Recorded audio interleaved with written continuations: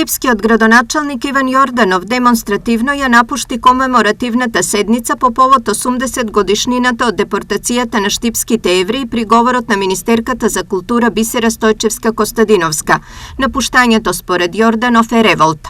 Превише ми значи Штип и Маквест, за да дадам значење на министерката за култура.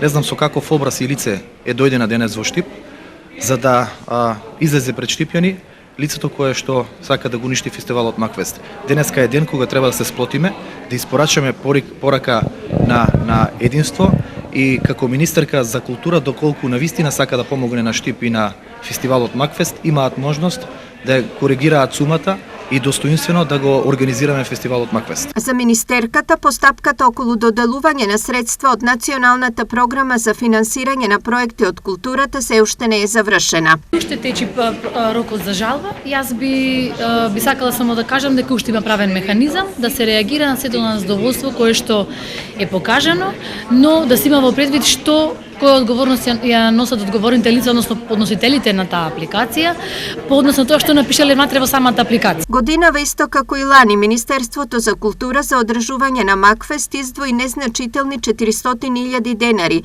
што не е ни приближно доволно за покривање на трошоците за фестивалот, чие одржување чини околу 7 милиони.